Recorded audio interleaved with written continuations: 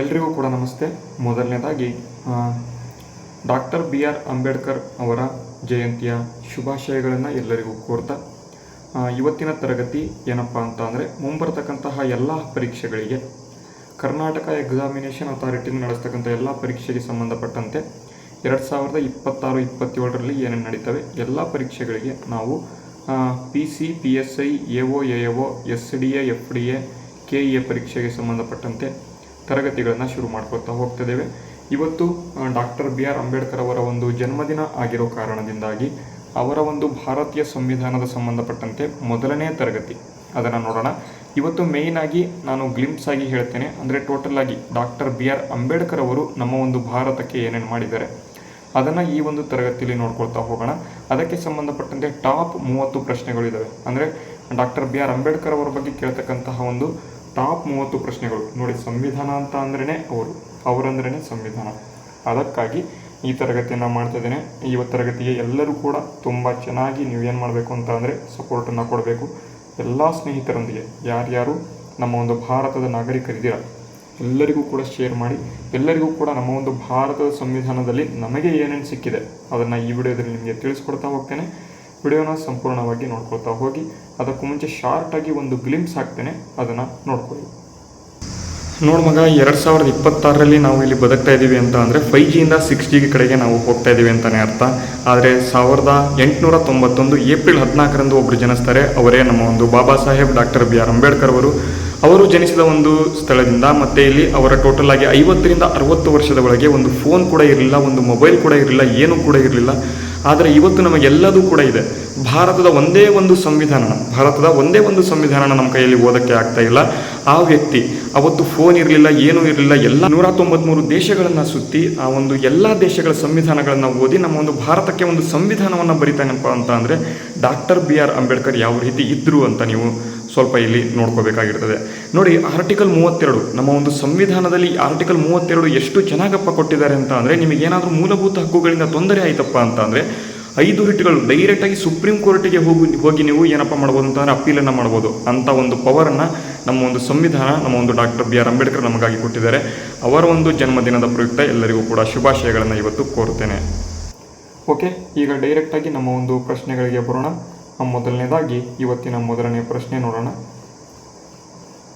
Okay ನೋಡಿ, ಇವತ್ತಿನಿಂದ ನಮ್ಮ ಒಂದು ತರಗತಿಗಳು ಇಂಗ್ಲೀಷ್ ಮತ್ತು ಕನ್ನಡ ಎರಡೂ ಕ್ವಶನ್ಸ್ಗಳನ್ನು ನಮ್ಮ ಒಂದು ತರಗತಿಗಳಲ್ಲಿ ನಿಮಗೆ ಇನ್ವಾಲ್ವ್ ಮಾಡಿ ಅಥವಾ ಇನ್ಬಿಲ್ಟ್ ಮಾಡಿ ನಿಮಗೆ ಕೊಡಲಾಗ್ತದೆ. ಕೆಲವು ವಿದ್ಯಾರ್ಥಿಗಳು ತುಂಬ ಕೇಳ್ಕೊಳ್ತಾ ಇರ್ತಿದ್ದು ಇದನ್ನೇ ಇಂಗ್ಲೀಷಲ್ಲೂ ಕೂಡ ನಮಗೆ ಕ್ವಶನ್ಸನ್ನು ಹಾಕಿ ಅಂತ. ಇನ್ನು ಮುಂದೆ ನೀವು ಏನು ವರಿ ಆಗ್ತಕ್ಕಂಥ ಅವಶ್ಯಕತೆ ಇಲ್ಲ. ಖಂಡಿತವಾಗಿ ನಿಮಗೆಲ್ಲರಿಗೂ ಕೂಡ ಉಪಯುಕ್ತ ಆಗೋ ರೀತಿಯಲ್ಲಿ ಇಂಗ್ಲೀಷ್ನಲ್ಲೇ ನಿಮಗೆ ತರಗತಿಗಳನ್ನು ಕೊಡ್ತಾ ಹೋಗ್ತೇನೆ. ಓಕೆನಾ?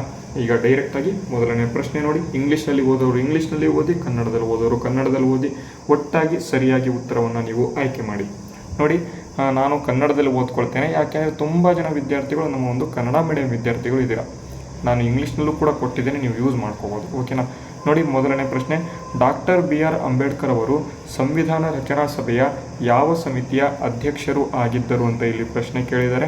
ಇದಕ್ಕೆ ಎಲ್ಲರೂ ಕೂಡ ನಿಮ್ಗೆ ಗೊತ್ತಿರತಕ್ಕಂಥ ಒಂದು ಉತ್ತರ, ಇದು ಎಲ್ಲರಿಗೂ ಕೂಡ ಗೊತ್ತಿರುತ್ತೆ, ಕರಡು ಸಮಿತಿ ಅಂತ. ಇದನ್ನು ಇಂಗ್ಲೀಷ್ನಲ್ಲಿ ನಾವು ಡ್ರಾಫ್ಟಿಂಗ್ ಕಮಿಟಿ ಅಂತ ಕರೀತಾರೆ. ಆಪ್ಷನ್ ಯಾವುದಪ್ಪ ಅಂತ ನೋಡೋದಾದರೆ ಆಪ್ಷನ್ ಬಿ ಸರಿಯಾದ ಉತ್ತರ. ಓಕೆನಾ? ನೆಕ್ಸ್ಟು ಎರಡನೇ ಪ್ರಶ್ನೆ, ಡಾಕ್ಟರ್ ಅಂಬೇಡ್ಕರ್ ಅವರು ಕರಡು ಸಮಿತಿಯ ಅಧ್ಯಕ್ಷರಾಗಿ ಯಾವ ದಿನಾಂಕದಂದು ನೇಮಕಗೊಂಡರು ಅಂತ. ಇಂಥ ಪ್ರಶ್ನೆ ಕೇಳೋದಿಲ್ಲ, ಆದರೂ ಕೂಡ ಗೊತ್ತಿರಬೇಕು, ಯಾವುದಕ್ಕೂ ಕೂಡ ಹೇಳೋದಕ್ಕೆ ಬರೋದಿಲ್ಲ. ಹಾಗಾದರೆ ಇಲ್ಲಿ ಸರಿಯಾದ ಉತ್ತರ ನೋಡಿ, ಆಗಸ್ಟ್ 29, 1947ನೇ ವರ್ಷದಲ್ಲಿ ಏನಪ್ಪ ಆಗ್ತಾರಪ್ಪ ಅಂತಂದರೆ ಇವರು ಕರಡು ಸಮಿತಿ ಅಧ್ಯಕ್ಷರಾಗಿ ನೇಮಕಗೊಳ್ತಾರೆ. ಆಪ್ಷನ್ ಯಾವುದು? ಆಪ್ಷನ್ ಬಿ ಸರಿಯಾದ ಉತ್ತರ. ಅದೇ ರೀತಿ ಮೂರನೇ ಪ್ರಶ್ನೆ ನೋಡಿ, who was the first law minister of independent India ಅಂತ ಕೊಟ್ಟಿದ್ದಾರೆ ಇಂಗ್ಲೀಷ್ನಲ್ಲಿ. ಕನ್ನಡದಲ್ಲಿ ನೋಡಿ, ಸ್ವತಂತ್ರ ಭಾರತದ ಮೊದಲ ಕಾನೂನು ಸಚಿವರು ಯಾರು ಅಂತ ಇಲ್ಲಿ ಪ್ರಶ್ನೆ. ಇದಕ್ಕೆ ಆಪ್ಷನ್ಸ್ಗಳನ್ನು ಕೂಡ ನಾನು ಇಲ್ಲಿ ಕೊಟ್ಟಿದ್ದೇನೆ. ಇದಕ್ಕೆ ಸರಿಯಾದ ಉತ್ತರವನ್ನು ನೋಡೋದಾದರೆ ಎಲ್ಲರಿಗೂ ಕೂಡ ಗೊತ್ತಿದೆ, ಡಾಕ್ಟರ್ ಬಿ ಆರ್ ಅಂಬೇಡ್ಕರ್. ಇವರು ಸ್ವತಂತ್ರ ಭಾರತದ ಮೊದಲ ಕಾನೂನು ಸಚಿವರಾಗಿರ್ತಾರೆ. ಆಪ್ಷನ್ ಸಿ ಇಲ್ಲಿ ಸರಿಯಾದ ಉತ್ತರ ಆಗಿರ್ತದೆ. ಅದೇ ರೀತಿ ನಾಲ್ಕನೇ ಪ್ರಶ್ನೆ ನೋಡಿ, ಇಲ್ಲಿ ಡಾಕ್ಟರ್ ಅಂಬೇಡ್ಕರ್ ನೇತೃತ್ವದ ಕರಡು ಸಮಿತಿಯಲ್ಲಿ ಒಟ್ಟು ಎಷ್ಟು ಸದಸ್ಯರು ಇದ್ದರು ಅಂತ ಇಲ್ಲಿ ಪ್ರಶ್ನೆ. ತುಂಬ ಇಂಪಾರ್ಟೆಂಟ್ ಪ್ರಶ್ನೆಗಳು ಇವೆಲ್ಲ. ನೋಡಿ, ಕರಡು ಸಮಿತಿಯಲ್ಲಿ ಒಟ್ಟು ಎಷ್ಟು ಸದಸ್ಯರು ಇದ್ದರು ಅಂತ ಕೇಳಿದರೆ ಇದಕ್ಕೆ ಸರಿದ ಉತ್ತರವನ್ನು ನೋಡೋದಾದರೆ ಆಪ್ಷನ್ ಬಿ 7 ಸದಸ್ಯರು ಇದ್ದರು. ಆಪ್ಷನ್ ಬಿ ಸರಿಯಾದ ಉತ್ತರ ಆಗಿರ್ತದೆ. ಅದೇ ರೀತಿ ಮುಂದಿನ ಪ್ರಶ್ನೆ ನೋಡಿ, ಸಂವಿಧಾನ ರಚನೆಯಲ್ಲಿ ಅಂಬೇಡ್ಕರ್ ಅವರ ಪಾತ್ರಕ್ಕಾಗಿ ಅವರನ್ನು ಯಾವ ಹೆಸರಿನಿಂದ ಕರೆಯಲಾಗುತ್ತದೆ ಅಂತ ಇಲ್ಲಿ ಪ್ರಶ್ನೆ ಕೇಳಿದರೆ ಅವರ ಒಂದು ಹೆಸರಿನಿಂದ ಕರೆಯಲಾಗುತ್ತೆ ಅಂತ. ನೋಡಿ, ತುಂಬ ಇಂಪಾರ್ಟೆಂಟ್ ಇದು ಕೂಡ. ಇದಕ್ಕೆ ಸರಿಯಾದ ಉತ್ತರ ಆಧುನಿಕ ಮನು ಅಂತ ಕರೀತಾರೆ ಅಥವಾ ಮಾಡರ್ನ್ ಮನು ಅಂತ ಕರೀತಾರೆ. ಇಂಥ ಪ್ರಶ್ನೆಗಳು ಬರ್ತವೆ, ಕರ್ನಾಟಕ ಎಕ್ಸಾಮಿನೇಷನ್ ಅಥಾರಿಟಿಯಲ್ಲಿ ಕೇಳ್ತಾರೆ, ನೀವು ಬಿಟ್ಟು ಬರ್ತೀರಾ ಇವು ಗೊತ್ತಿಲ್ಲ ಅಂತ. ಆದರೆ ಗೊತ್ತಿರಬೇಕು, ಆಪ್ಷನ್ ಎ ಆಧುನಿಕ ಮನು ಅಥವಾ ಮಾಡರ್ನ್ ಮನು ಅಂತ ಕರೀತಾರೆ ಅಂತ ಎಲ್ಲರೂ ಕೂಡ ಹೇಳ್ತಾರೆ. ಇಲ್ಲಿ ಐರನ್ ಮ್ಯಾನ್ ಆಫ್ ಇಂಡಿಯಾ ಯಾರಂತ ನಿಮಗೆ ಗೊತ್ತಿದೆ, ಫಾದರ್ ಆಫ್ ಇಂಡಿಯನ್ ನೇಷನ್ ಯಾರಂತ ಗೊತ್ತಿದೆ, ದೇಶ ರತ್ನ ಯಾರಂತ ಗೊತ್ತಿದ್ದಾರೆ. ಆದರೆ ಆಧುನಿಕ ಮನು ಯಾರಪ್ಪ ಅಂತಂದರೆ ನಮ್ಮ ಒಂದು ಡಾಕ್ಟರ್ ಬಿ ಆರ್ ಅಂಬೇಡ್ಕರ್ ಅವರು ಅಂತ. ನೆಕ್ಸ್ಟು ಮುಂದಿನ ಪ್ರಶ್ನೆ ನೋಡಿ, ಸಂವಿಧಾನದ ಯಾವ ವಿಧಿಯನ್ನು ಡಾಕ್ಟರ್ ಅಂಬೇಡ್ಕರ್ ಅವರು ಸಂವಿಧಾನದ ಹೃದಯ ಮತ್ತು ಆತ್ಮ ಎಂದು ಕರೆದಿದ್ದಾರೆ ಅಂತ ಪ್ರಶ್ನೆ. ತುಂಬ ಸಲ PC ಕ್ವಶನ್ಸಲ್ಲಿ ಬಂದಿದೆ ಇದು. ನೋಡಿ, ಯಾವುದಪ್ಪ ಅಂತ ಅಂದರೆ ಆರ್ಟಿಕಲ್ 32ನೇ ವಿಧಿ ಬಗ್ಗೆ ನಾನು ಏನು ಗ್ಲಿಮ್ಸ್ ತೋರಿಸ್ದೆ, ಅಲ್ಲೂ ಕೂಡ ಇದರ ಬಗ್ಗೆ ನಾನು ಸ್ವಲ್ಪ ಮಾಹಿತಿಗಳನ್ನು ಕೊಟ್ಟಿದ್ದೆ. ಈ ಒಂದು ಆರ್ಟಿಕಲ್ನಿಂದ ನಮ್ಮ ಒಂದು ಸಂವಿಧಾನಗಳಲ್ಲಿ ಏನು ಮೂಲಭೂತ ಹಕ್ಕುಗಳು ಇರ್ತವೆ, ಅದರ ವಯೋಲೇಷನ್ಸ್ ಏನಾದರೂ ಆಯಿತು ಅಂತ ಅಂದರೆ ನಮ್ಮ ನಾಗರಿಕರು, ಭಾರತದ ನಾಗರಿಕರು ಡೈರೆಕ್ಟಾಗಿ ಸುಪ್ರೀಂ ಕೋರ್ಟ್ನ ಮೊರೆ ಹೋಗ್ಬೋದು ಡೈರೆಕ್ಟಾಗಿ. ಅಂದರೆ ಅಲ್ಲಿ ಟೋಟಲಾಗಿ 5 ರಿಟ್ಗಳು ಇದ್ದಾವೆ.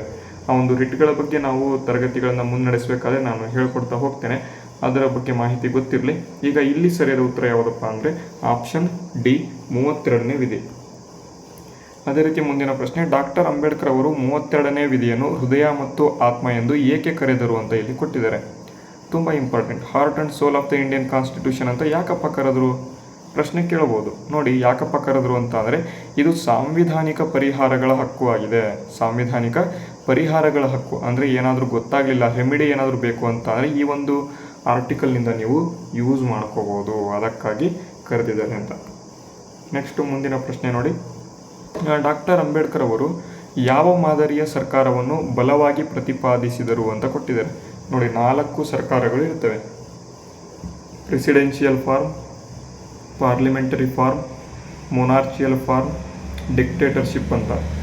ನೋಡಿ, ಹಿಟ್ಲರ್ ಯಾವ ರೀತಿ ಇದ್ದ, ಡಿಕ್ಟೇಟರ್ಶಿಪ್ ಅಥವಾ ಸರ್ವಾಧಿಕಾರ ಹೊಂದಿದ ಹಿಟ್ಲರು, ಅದು ಗೊತ್ತಿರಬೇಕು. ನಮ್ಮ ಒಂದು ಭಾರತ ಯಾವ ರೀತಿ ಇದೆ, ಪ್ರಜಾಪ್ರಭುತ್ವ ಕಂಟ್ರಿ. ಭಾರತ ಪ್ರಜಾಪ್ರಭುತ್ವವಾಗಿ ಇದೆ. ಓಕೆನಾ. ಇಲ್ಲಿ ಸರಿಯಾದ ಉತ್ತರ ಒಂದ್ಸಲಿ ನೋಡಿ ಏನಪ್ಪ ಅಂತ ಅಂದರೆ ನಮ್ಮ ಒಂದು ಅಂಬೇಡ್ಕರ್ ಅವರು ಯಾವ ಮಾದರಿ ಸರ್ಕಾರವನ್ನು ಬಲವಾಗಿ ಪ್ರತಿಪಾದನೆ ಮಾಡಿದರು ಅಂದರೆ ಸಂಸದೀಯ ಮಾದರಿ ಅಂತ. ಸಂಸದೀಯ ಮಾದರಿ ಅಂದರೆ ಈಗ ಏನು ಪಾರ್ಲಿಮೆಂಟರಿ ಫಾರ್ಮ್ ನಮ್ಮ ಒಂದು ಭಾರತದಲ್ಲಿ ಇದೆ, ಆ ಮಾದರಿಯನ್ನು ಅವರು ಬಲವಾಗಿ ಪ್ರತಿಪಾದನೆ ಮಾಡಿದರು. ಯಾಕಪ್ಪ ಅದನ್ನು ಮಾಡಿದರು? ಪ್ರೆಸಿಡೆನ್ಷಿಯಲ್ ಫಾರ್ಮ್ ಅಂತ ಅಂದರೆ ಏನು ಅಧ್ಯಕ್ಷರು, ನಮ್ಮ ಒಂದು ಪ್ರೆಸಿಡೆಂಟ್ ದ್ರೌಪದಿ ಮುರ್ಮು ಅವರು ಏನಿದ್ದಾರೆ ಅವ್ರು ಹೇಳಿದ್ದೇ ಆಗಬೇಕು. ಆದರೆ ಅವ್ರು ಹೇಳಿದ್ದಾಗಲ್ಲ. ಯಾಕೆ ಅಂದರೆ ಪ್ರಧಾನಮಂತ್ರಿಗಳು ಇದ್ದಾರೆ. ಪ್ರಧಾನಮಂತ್ರಿಗಳು ಯಾವ ರೀತಿ ಬರ್ತಾರೆ, ಪಾರ್ಲಿಮೆಂಟಿಂದ ಬರ್ತಾರೆ, ಸಂಸತ್ತಿನಿಂದ ಬರ್ತಾರೆ. ಸಂಸತ್ತಿನಲ್ಲಿ ಸದಸ್ಯರು ಯಾವ ರೀತಿ ಬರ್ತಾರೆ, ನಮ್ಮಿಂದ ಆಯ್ಕೆ ಆಗ್ತಾರೆ ಕಣ್ರಿ ಅವರೆಲ್ಲರೂ. ಅದಕ್ಕಾಗಿ ಇದು ಕೂಡ ತುಂಬ ಇಂಪಾರ್ಟೆಂಟ್ ಆಗಿರ್ತದೆ ಅಂತ. ಪ್ರೆಸಿಡೆನ್ಷಿಯಲಿ ಫಾರ್ಮ್ ಅಥವಾ ಪಾರ್ಲಿಮೆಂಟರಿ ಫಾರ್ಮ್ ಅಂತಕ್ಕಂಥದ್ದು ಇಲ್ಲಿ ಸಂಸದೀಯ ಮಾದರಿ ಸರಿಯಾದ ಉತ್ತರ ಆಗಿದೆ. ನೋಡಿ, ಮುಂದಿನ ಪ್ರಶ್ನೆ, ಡಾಕ್ಟರ್ ಅಂಬೇಡ್ಕರ್ ಅವರು ಯಾವುದನ್ನು ಭಾರತೀಯ ಸಂವಿಧಾನದ ಅಪೂರ್ವ ವೈಶಿಷ್ಟ್ಯ ಎಂದು ಬಣ್ಣಿಸಿದ್ದಾರೆ ಅಂತ ಇಲ್ಲಿ ಕೇಳಿದ್ದಾರೆ. ತುಂಬ ಇಂಪಾರ್ಟೆಂಟ್ ಇದು ಕೂಡ. ಇದಕ್ಕೆ ಸರಿದ ಉತ್ತರ ನೋಡಿ, ರಾಜ್ಯ ನಿರ್ದೇಶಕ ತತ್ವಗಳು ಅಂತ ಅಥವಾ directive principles of state policy ಅಂತ ಕರೀತಾರೆ, DPSP ಅಂತ ಕರೀತಾರೆ. ಇದನ್ನು ನಮ್ಮ ಒಂದು ಭಾರತದ ಸಂವಿಧಾನದಲ್ಲಿ ಏನಪ್ಪ ಅಂತ ಕರೆದಿದ್ದಾರೆ ಅಂತ ಅಂದರೆ ಡಾಕ್ಟರ್ ಬಿ ಆರ್ ಅಂಬೇಡ್ಕರ್ ಅವರು ಇದನ್ನು ಅಪೂರ್ವ ವೈಶಿಷ್ಟ್ಯ ಅಂತ ಇಲ್ಲಿ ಬಣ್ಣಿಸಿದ್ದಾರೆ ಅಥವಾ ನಾವೆಲ್ ಫೀಚರ್ ಅಂತ ಕರೀತಾರೆ. ನೋಡಿ, ಇಂಗ್ಲೀಷ್ ವಿದ್ಯಾರ್ಥಿಗಳು ಕೇಳ್ತಾರೆ, novel feature of the Indian constitution ಯಾವುದು ಅಂದರೆ DPSP ಅಂತ. ಅದೇ ರೀತಿ ನೋಡಿ, ಮುಂದಿನ ಪ್ರಶ್ನೆ, ರಾಜಕೀಯ ಪ್ರಜಾಪ್ರಭುತ್ವವು ಯಾವುದಿಲ್ಲದೆ ವ್ಯರ್ಥ ಎಂದು ಅಂಬೇಡ್ಕರ್ ಅವರು ನಂಬಿದ್ದರು ಅಂತ. ರಾಜಕೀಯ ಪ್ರಜಾಪ್ರಭುತ್ವ ಯಾವುದಿಲ್ಲದೆ ವ್ಯರ್ಥ ಅಂತ. ಇಲ್ಲಿ ನೋಡಿ, political democracy is useless without ಅಂತ ಕೊಟ್ಟಿದ್ದಾರೆ. ಯಾವುದಪ್ಪ ಅಂತ ಅಂದರೆ ಆಪ್ಷನ್ ಬಿ ಅಂದರೆ ಸಾಮಾಜಿಕ ಪ್ರಜಾಪ್ರಭುತ್ವ ಇಲ್ಲದೆ ಅದು ವ್ಯರ್ಥ ಅಂತ ಇವರು ನಂಬಿದ್ರು. ಹಾಗಾಗಿ ಆಪ್ಷನ್ ಬಿ ಇಲ್ಲಿ ಸರಿಯಾದ ಉತ್ತರ ಆಗಿದೆ. ಅದೇ ರೀತಿ ನೋಡಿ, ಮುಂದಿನ ಪ್ರಶ್ನೆ, 1932ರಲ್ಲಿ ದಲಿತ ವರ್ಗಗಳ ಪ್ರಾತಿನಿಧ್ಯಕ್ಕಾಗಿ ಅಂಬೇಡ್ಕರ್ ಅವರು ಯಾವ ಒಪ್ಪಂದವನ್ನು ಮಾಡಿಕೊಂಡಿದ್ದರು ಅಂತ ಇಲ್ಲಿ ಪ್ರಶ್ನೆ ಕೇಳಿದರೆ. ತುಂಬ ಇಂಪಾರ್ಟೆಂಟ್ ಕಂಡ್ರಿ ಇದು, ತುಂಬ ಸಲ ಕೇಳ್ತಾರೆ ಇದು. ಅದಕ್ಕಾಗಿ ಯಾವ ಒಪ್ಪಂದ ಮಾಡ್ಕೊಂಡಿದ್ರು ಅಂದರೆ ಪೂನಾ ಪ್ಯಾಕ್ಟ್ ಅಂತ ಕರೀತಾರೆ. ಯಾರ್ಯಾರ ನಡುವೆ ನಡೆಯಿತು? ಮಹಾತ್ಮ ಗಾಂಧೀಜಿ ಮತ್ತು ಇಲ್ಲಿ ನಮ್ಮ ಒಂದು ಡಾಕ್ಟರ್ BR ಅಂಬೇಡ್ಕರ್ ಅವರು, ಇವರಿಬ್ಬರ ನಡುವೆ ನಡೆದಿತ್ತು ಪೂನಾ ಪ್ಯಾಕ್ಟ್ ಅಂತ, ಪೂನಾ ಒಪ್ಪಂದ. ಆಪ್ಷನ್ ಬಿ ಸರಿಯಾದ ಉತ್ತರ. ಅದೇ ರೀತಿ ನೋಡಿ ಮುಂದಿನ ಪ್ರಶ್ನೆ, ಪೂನಾ ಒಪ್ಪಂದವು ಡಾಕ್ಟರ್ BR ಅಂಬೇಡ್ಕರ್ ಮತ್ತು ಯಾರ ನಡುವೆ ನಡೆಯಿತು ಅಂತ ಪ್ರಶ್ನೆ ಕೇಳ್ತಾರೆ. ನಾನು ಈಗಾಗಲೇ ಹೇಳಿದೆ ಯಾರ ನಡುವೆ ನಡೀತು ಅಂತ ಅಂದರೆ ಮಹಾತ್ಮ ಗಾಂಧಿಯವರ ನಡುವೆ ನಡೀತು ಅಂತ. ಆಪ್ಷನ್ ಸಿ ಇಲ್ಲಿ ಸರಿಯಾದ ಉತ್ತರ. ಅದೇ ರೀತಿ ನೋಡಿ ಮುಂದಿನ ಪ್ರಶ್ನೆ, ಅಂಬೇಡ್ಕರ್ ಅವರ ಹೋರಾಟದಿಂದ ಪ್ರೇರಿತವಾದ ಯಾವ ವಿಧಿಯು ಅಸ್ಪೃಶ್ಯತೆಯನ್ನು ನಿರ್ಮೂಲನೆ ಮಾಡಿತು ಅಂತ ಪ್ರಶ್ನೆ. ನೋಡಿ, ಅಂಬೇಡ್ಕರ್ ಅವರ ಹೋರಾಟದಿಂದ ಪ್ರೇರಿತವಾದ ಯಾವ ವಿಧಿಯು ಅಸ್ಪೃಶ್ಯತೆಯನ್ನು ನಿರ್ಮೂಲನೆ ಮಾಡಿತು ಅಂತ. ಅಂದರೆ ನಾನು ಇತ್ತೀಚೆಗೆ ಏನು ಇನ್ಸ್ಟಾಗ್ರಾಮ್ನಲ್ಲಿ ನಾನು ರೀಲ್ಸನ್ನು ಮಾಡ್ತೇನೆ, ಅಲ್ಲಿ ಇದ್ರ ಬಗ್ಗೆ ಹೇಳಿದ್ದೇನೆ. Article 17 of the Indian constitution ಏನಪ್ಪ ಹೇಳುತ್ತೆ ಅಂತ ಅಸ್ಪೃಶ್ಯತೆ ಬಗ್ಗೆ ಹೇಳುತ್ತೆ, ಅಸ್ಪೃಶ್ಯತೆ ನಿರ್ಮೂಲನೆ ಬಗ್ಗೆ ಹೇಳುತ್ತೆ, ಅನ್ಟಚಬಿಲಿಟಿ ಬಗ್ಗೆ ಹೇಳುತ್ತೆ. ಯಾವ ವಿಧಿ ಅದು? ಅದು 17ನೇ ವಿಧಿ. ಆಪ್ಷನ್ ಸಿ ಸರಿಯಾದ ಉತ್ತರ. ಅದೇ ರೀತಿ ನೋಡಿ ಮುಂದಿನ ಪ್ರಶ್ನೆ, ಡಾಕ್ಟರ್ ಅಂಬೇಡ್ಕರ್ ಅವರು 1951ರಲ್ಲಿ ಯಾವ ಮಸೂದೆಯ ವಿಚಾರದಲ್ಲಿ ಭಿನ್ನಾಭಿಪ್ರಾಯ ಬಂದು ರಾಜೀನಾಮೆ ನೀಡಿದರು ಅಂತ. ನೋಡಿ ಎಷ್ಟೆಷ್ಟು ಇಂಪಾರ್ಟೆಂಟ್ ಪ್ರಶ್ನೆಗಳಿದ್ದಾವೆ. Doctor Ambedkar resigned from the cabinet in 1951 due to differences over the bill, which bill ಅಂತ ಕೊಟ್ಟಿದ್ದಾರೆ. ಇದಕ್ಕೆ ಸರಿಯಾದ ಉತ್ತರ ಯಾವುದಪ್ಪ ಅಂತ ಅಂದರೆ ಇಲ್ಲಿ ಹಿಂದೂ ಕೋಡ್ ಬಿಲ್ ಅಂತ. ಆಪ್ಷನ್ ಬಿ ಇಲ್ಲಿ ಹಿಂದೂ ಕೋಡ್ ಬಿಲ್ ಅಂತಕ್ಕಂಥದ್ದು ತುಂಬ ಇಂಪಾರ್ಟೆಂಟು. ಇದರಿಂದ ಅವ್ರೇನು ಮಾಡ್ತಾರೆ, ಭಿನ್ನಾಭಿಪ್ರಾಯ ಬಂದು ರಾಜೀನಾಮೆಯನ್ನು ನೀಡ್ತಾರೆ. ಆಪ್ಷನ್ ಬಿ ಸರಿಯಾದ ಉತ್ತರ. ಅದೇ ರೀತಿ ನೋಡಿ ಮುಂದಿನ ಪ್ರಶ್ನೆ, ಭಾರತ ವಿಭಜನೆಯ ನಂತರ ಡಾಕ್ಟರ್ ಅಂಬೇಡ್ಕರ್ ಅವರು ಸಂವಿಧಾನ ಸಭೆಗೆ ಯಾವ ಕ್ಷೇತ್ರದಿಂದ ಆಯ್ಕೆಯಾದರು ಅಂತ. ವಿಭಜನೆ ಯಾವಾಗಿದ್ದು? 1947ರಲ್ಲಿ ವಿಭಜನೆ ಆಗ್ತಾರೆ. ಹಾಗಾದರೆ ಭಾರತ ವಿಭಜನೆ ನಂತರ ಡಾಕ್ಟರ್ BR ಅಂಬೇಡ್ಕರ್ ಅವರು ಸಂವಿಧಾನದ ಸಭೆಗೆ ಯಾವ ಕ್ಷೇತ್ರದಿಂದ ಆಯ್ಕೆಯಾದರು ಅಂತ ಪ್ರಶ್ನೆ. ಪಕ್ಕಾ ಪ್ರಶ್ನೆ ಇಂಥವು ಕೇಳ್ತಾರೆ ಕಣ್ರಿ, ಸುಮ್ಮನೆ ತಂದಿಲ್ಲ ನಾನು ಪ್ರಶ್ನೆಗಳು. ಏನು ಹಿಂದಿನ ಪ್ರಶ್ನೆಗಳು ಯಾವ್ಯಾವ ರೀತಿ ಬಂದಿದ್ದಾವೆ ಅದನ್ನು ಗಮನದಲ್ಲಿ ಇಟ್ಕೊಂಡು ತಂದಿದ್ದೇನೆ. ಅದಕ್ಕಾಗಿ ನೋಡಿ, ಇದಕ್ಕೆ ಸರಿಯಾದ ಉತ್ತರ ಬಾಂಬೆ ಪ್ರೆಸಿಡೆನ್ಸಿ ಅಂತ. ಬಾಂಬೆ ಪ್ರೆಸಿಡೆನ್ಸಿ. ಆಪ್ಷನ್ ಬಿ ಸರಿಯಾದ ಉತ್ತರ. ಅದೇ ರೀತಿ ನೋಡಿ ಮುಂದಿನ ಪ್ರಶ್ನೆ, ಸಂವಿಧಾನ ರಚನಾ ಸಭೆಯಲ್ಲಿ ಡಾಕ್ಟರ್ ಅಂಬೇಡ್ಕರ್ ಅವರು ನೀಡಿದ ಅಂತಿಮ ಭಾಷಣದ ಹೆಸರು ಏನು ಅಂತ ಕೊಟ್ಟಿದ್ದಾರೆ. ಇಂಗ್ಲೀಷ್ನಲ್ಲಿ ಓದ್ಕೊಳ್ಳಿದ್ದೇನೆ, ಯಾಕೆಂದರೆ ತುಂಬ ಇಂಪಾರ್ಟೆಂಟ್ ಇದು ಕೂಡ. ಎಂತೆಂಥ ಪ್ರಶ್ನೆಗಳಿದ್ದಾವೆ ನೋಡ್ರಿ ಅಂಬೇಡ್ಕರ್ ಅವ್ರ ಬಗ್ಗೆ. ಏನೇನು ಕೊಟ್ಟಿಲ್ಲ ನಮಗೆ ಅಂಬೇಡ್ಕರ್ ಅವರು, ಅದಕ್ಕಾಗಿ ನಾನು ಹೇಳ್ತೇನೆ. ಅಂಬೇಡ್ಕರ್ ಅವರು ಇಲ್ಲ ಅಂತ ಅಂದರೆ ನಮ್ಮ ಒಂದು ಜೀವನದಲ್ಲಿ ಏನೂ ಕೂಡ ಇಲ್ಲ. ಅವರು ನಮ್ಮ ಒಂದು ಭಾರತದಲ್ಲಿ ಇರತಕ್ಕಂಥ ನಾಗರಿಕರಿಗೆ ಏನು ಕೊಟ್ಟಿಲ್ಲ ಹೇಳಿ. ಎಲ್ಲ ನಾಗರಿಕರ ಬಗ್ಗೆ ಸಂವಿಧಾನದಲ್ಲಿ ಬರೆದು ಕೊಟ್ಟಿದ್ದಾರೆ. ನೀವು ಬರೀ ಏನಪ್ಪ ಹೇಳ್ತೀರಾ ಅಂತಂದರೆ ಇವ್ರು ಬರೀ SC ST ಬ್ಯಾಕ್ವರ್ಡ್ ಕ್ಲಾಸಸ್ ಅವ್ರಿಗೆ ಮಾತ್ರ ಮಾಡಿದ್ದಾರೆ ಅಂತ ಇಲ್ಲಿ ಹೇಳ್ತಾರೆ. ಆದರೆ ಅಂಬೇಡ್ಕರ್ ಅವರ ಒಂದು ಯೋಚನೆ ಏನಿತ್ತು, ಅವರ ಒಂದು ಥಿಂಕಿಂಗ್ ಏನಿತ್ತು, ಅದು ಭಾರತದಲ್ಲಿ ಇರತಕ್ಕಂಥ ಎಲ್ಲ ನಾಗರಿಕರಿಗೆ ಇತ್ತು. ನಿಮಗೆಲ್ಲರಿಗೂ ಕೂಡ ಹೇಳ್ತದೆ, ಸಂವಿಧಾನದ ಮೊದಲನೇ ವಿಧಿ ಏನಪ್ಪ ಹೇಳ್ತದೆ ಅಂತಂದರೆ ಭಾರತ ಒಂದು ಒಕ್ಕೂಟ ಸಂಸ್ಥೆ ಅಂತ ಹೇಳ್ತದೆ. ಒಕ್ಕೂಟ ಅಂತ, ಯೂನಿಯನ್ ಆಫ್ ಸ್ಟೇಟ್ಸ್ ಅಂತ.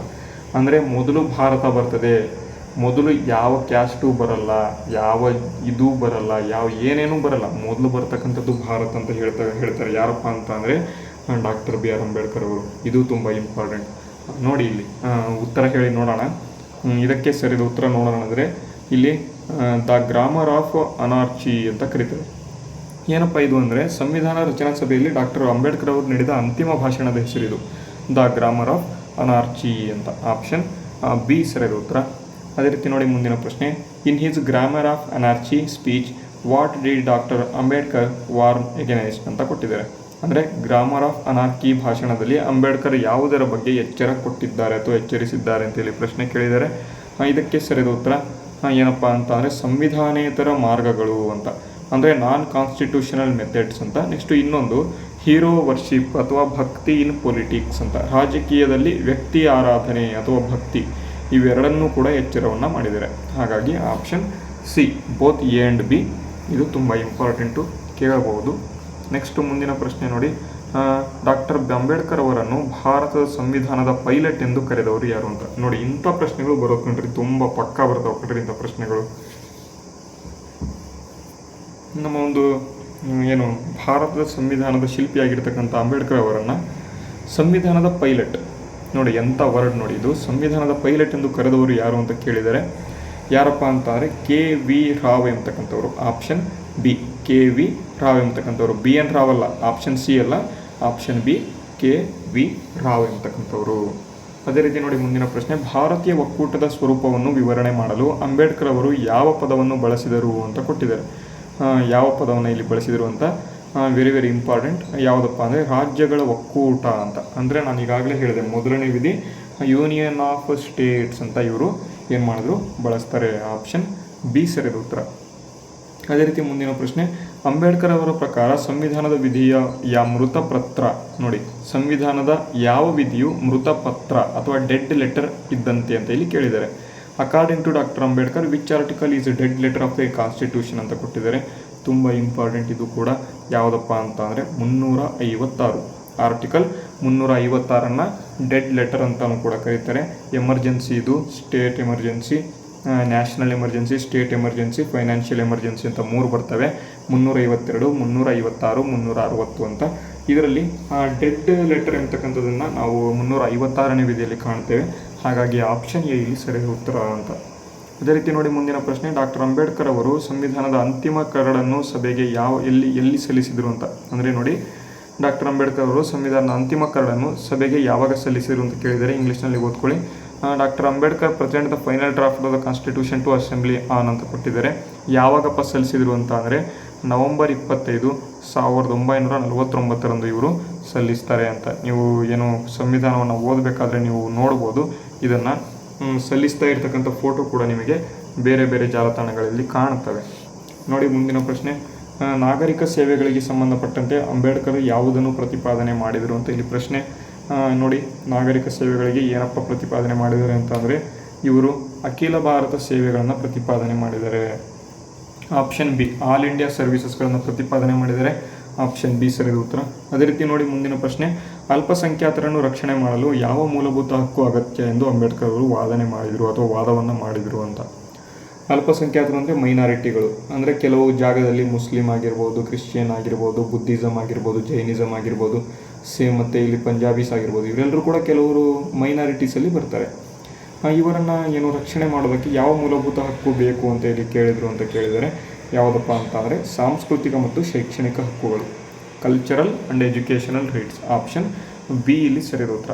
ಅಂದರೆ ನಿಮಗೆ ಎಜುಕೇಷನ್ ಸಿಕ್ತು ಅಂತ ನೀವು ಏನು ಬೇಕಾದರೂ ಮಾಡ್ಬೋದು ಅಂತ ಅವರು ಇಲ್ಲಿ ಹೇಳಿದ್ದಾರೆ ಅಂತ. ಅದೇ ರೀತಿ ನೋಡಿ ಮುಂದಿನ ಒಂದು ಪ್ರಶ್ನೆ, ಡಾಕ್ಟರ್ ಅಂಬೇಡ್ಕರ್ ಅವರ ಆಲೋಚನೆಗಳು ಯಾವ ಸಂಸ್ಥೆಯ ಸ್ಥಾಪನೆಯ ಮೇಲೆ ಪ್ರಭಾವ ಬೀರಿದೆ ಅಂತ ಇಲ್ಲಿ ಪ್ರಶ್ನೆ ಕೇಳಿದ್ದಾರೆ. ನೋಡಿ, ಇಂಥ ಪ್ರಶ್ನೆಗಳಿದಾವೆ ನೋಡಿ.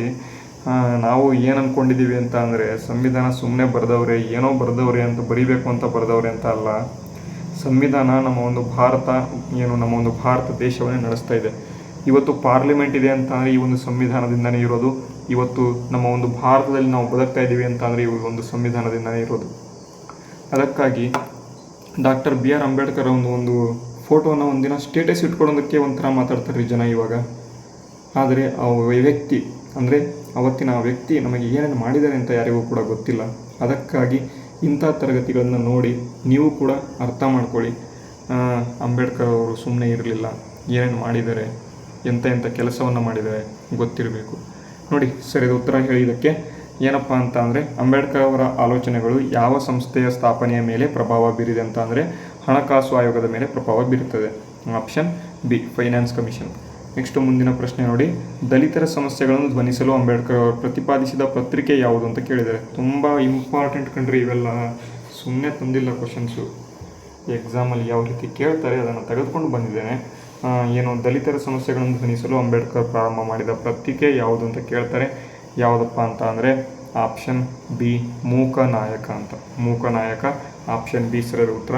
ಅದೇ ರೀತಿ ನೋಡಿ ಮುಂದಿನ ಪ್ರಶ್ನೆ, ಡಾಕ್ಟರ್ ಬಿ ಆರ್ ಅಂಬೇಡ್ಕರ್ ಅವರಿಗೆ ಮರಣೋತ್ತರವಾಗಿ ಭಾರತ ರತ್ನ ಪ್ರಶಸ್ತಿಯನ್ನು ಯಾವ ವರ್ಷದಲ್ಲಿ ನೀಡಲಾಯಿತು ಅಂತ ಪ್ರಶ್ನೆ. ಎಂಥ ಪ್ರಶ್ನೆ ಕೇಳ್ತಾರೆ ನೋಡಿ. ಯಾವಾಗಪ್ಪ ಕೊಟ್ಟರು ಅಂತ ಅಂದರೆ 1990ರಲ್ಲಿ ಕೊಡ್ತಾರೆ. ಓಕೆನಾ. ಆಪ್ಷನ್ ಸಿ ಇಲ್ಲಿ ಸರಿಯಾದ ಉತ್ತರ. ಅವರು ಸಂವಿಧಾನ ತೆಗೆದುಕೊಂಡು ಕೊಟ್ಟಿದ್ದು 1950ರಲ್ಲಾದರೆ ಅವರಿಗೆ ಭಾರತ ರತ್ನ ಸಿಕ್ಕಿದ್ದು 40 ವರ್ಷ ಆದಮೇಲೆ. ಅಂಥ ವ್ಯಕ್ತಿಗೆ ನಾವು ಭಾರತ ರತ್ನ ಕೊಡೋದಕ್ಕೆ 40 ವರ್ಷ ತಗೋಬೇಕಿತ್ತ ಅಂತಾನೆ ನಮಗೆ ಇದಾಗಬೇಕು. ಆದರೆ ಭಾರತ ರತ್ನ ಕೊನೆಗೂ ಕೂಡ ಸಿಕ್ತು ಮರಣೋತ್ತರವಾಗಿ. ಅದಕ್ಕೆ ನಮಗೆ Bharat Ratna doctor B R Ambedkar ಅಂತ ನಾವು ಹೇಳಬೇಕು. ನೆಕ್ಸ್ಟು ಮುಂದಿನ ಪ್ರಶ್ನೆ ನೋಡಿ, ಅಂಬೇಡ್ಕರ್ ಅವರು ಯಾವ ವಿಧಿ ಅಡಿಯಲ್ಲಿ ಏಕರೂಪ ನಾಗರಿಕ ಸಂಹಿತೆ ಪರವಾಗಿ ವಾದಿಸಿದರು ಅಂತ ಇಲ್ಲಿ ಕೇಳಿದರೆ ಎಲ್ಲರಿಗೂ ಕೂಡ ಗೊತ್ತಿದೆ, ಆರ್ಟಿಕಲ್ 44. ಆಪ್ಷನ್ ಬಿ ಸರಿಯಾದ ಉತ್ತರ. ನೆಕ್ಸ್ಟು ಮುಂದಿನ ಪ್ರಶ್ನೆ, ಸಂವಿಧಾನ ರಚನಾ ಸಭೆಯ ಸಾಂವಿಧಾನಿಕ ಸಲಹೆಗಾರರು ಯಾರಾಗಿದ್ದರು ಅಂತ ಇಲ್ಲಿ ಕೇಳಿದರೆ ರಚನಾ ಸಭೆಯ ಸಾಂವಿಧಾನಿಕ ಸಲಹೆಗಾರರು ಯಾರಾಗಿದ್ದರಪ್ಪ ಅಂತ ಅಂದರೆ BN ರಾವ್ ಅವರು. ಓಕೆನಾ. ಆಗಲೇ ಒಂದು ಹೇಳಿದೆ ನಾನು, KV ರಾವ್ ಅಂತ, ಇಲ್ಲಿ ಬಿ ಎನ್ ರಾವ್ ಎಂಬತಕ್ಕಂಥವ್ರು ಸಾಂವಿಧಾನಿಕ ಸಲಹೆಗಾರರು ಬಿ ಎನ್ ರಾವ್ ಅವರು ಆಗಿದ್ದರು ಅಂತ. ಅದೇ ರೀತಿ ಮುಂದಿನ ಪ್ರಶ್ನೆ, ಪೀಠಿಕೆಯು ನ್ಯಾಯ, ಸ್ವಾತಂತ್ರ್ಯ, ಸಮಾನತೆ ಮತ್ತು ಇನ್ನೇನನ್ನು ಖಚಿತಪಡಿಸುತ್ತದೆ. ಅಂದರೆ ಪ್ರಿಯಾಂಬಲಲ್ಲಿ ಏನೇನಿದ್ದಾವೆ ಅಂತ, liberty, equality, justice and what ಅಂತ ಕೊಟ್ಟಿದ್ದಾರೆ. ಏನಪ್ಪ ಇದೆ ಅಂತ ಅಂದರೆ ನೋಡಿ, ಆಪ್ಷನ್ಸ್ ನೋಡಿ, ಇಲ್ಲಿ ಇನ್ನೊಂದು ಯಾವುದಪ್ಪ ಅಂತ ಫ್ರಾಟರ್ನಿಟಿ ಎಂಬತಕ್ಕಂಥದ್ದು ಇದೆ ಪೀಠಿಕೆಯಲ್ಲಿ. ಓಕೆನಾ, ಆಪ್ಷನ್ ಸಿ ಸರಿಯಾದ ಉತ್ತರ. ಮತ್ತು ಕೊನೆಯ ಪ್ರಶ್ನೆ ಇದೊಂದು, ಇದಕ್ಕೆಲ್ಲರೂ ಕೂಡ ಪ್ಲೀಸ್ ನೀವು ಆನ್ಸರ್ ಮಾಡಬೇಕು. ನೋಡಿ, ಸಂವಿಧಾನದಲ್ಲಿ ಸಾಮಾಜಿಕ ನ್ಯಾಯಕ್ಕೆ ಅಡಿಪಾಯದ ಅಂಬೇಡ್ಕರ್ ಅವರ ಒಂದು ಪುಸ್ತಕ ಯಾವುದು ಅಂತ ಇಲ್ಲಿ ಕೇಳಿದರೆ, ಸಾಮಾಜಿಕ ನ್ಯಾಯಕ್ಕೆ ಅಡಿಪಾಯವಾದ ಅಂಬೇಡ್ಕರ್ ಅವರ ಪುಸ್ತಕ ಯಾವುದು ಅಂತ ಎಲ್ಲರೂ ಕೂಡ ನಿಮಗೆ ಗೊತ್ತಿದ್ರೆ ಕಮೆಂಟ್ ಮಾಡಿ. ನಿಮಗೆ ಗೊತ್ತಿಲ್ಲ ಅಂತ ಅಂದರೆ ಕಮೆಂಟನ್ನು ನೋಡಿ ಒಂದ್ಸಲಿ, ಯಾರಾದರೂ ಕಮೆಂಟ್ ಮಾಡೇ ಇರ್ತಾರೆ. ಗೊತ್ತಾಗಲಿಲ್ಲ ಅಂತ ಅಂದರೆ ಗೂಗಲಲ್ಲಾದರೂ ಸರ್ಚ್ ಮಾಡ್ಕೊಳ್ಳಿ. ಏನಪ್ಪ ಅಂದರೆ which book by doctor Ambedkar served as the basis of social justice in the constitution ಅಂತ. ಅರ್ಥ ಆಯಿತು ಅಂತ ಅಂದ್ಕೊಂಡಿದ್ದೇನೆ. ಇವತ್ತಿನ ತರಗತಿ ಯೂಸ್ ಆಗಿದ್ದರೆ ಎಲ್ಲರೂ ಕೂಡ ಪ್ಲೀಸ್ ಲೈಕ್ ಮಾಡಿ, ಓಕೆನಾ. ಮತ್ತು ಸ್ನೇಹಿತರೊಂದಿಗೆ ಶೇರ್ ಮಾಡಿ. ಸಬ್ಸ್ಕ್ರೈಬ್ ಮಾಡಿಲ್ಲ ಅಂದರೆ ತರಗತಿನ ಸಬ್ಸ್ಕ್ರೈಬ್ ಮಾಡ್ಕೊಳ್ಳಿ. ತರಗತಿಯನ್ನು ಮುಗಿಸ್ತೇನೆ. ಜೈ ಹಿಂದ್, ವಂದೇ ಮಾತರಂ.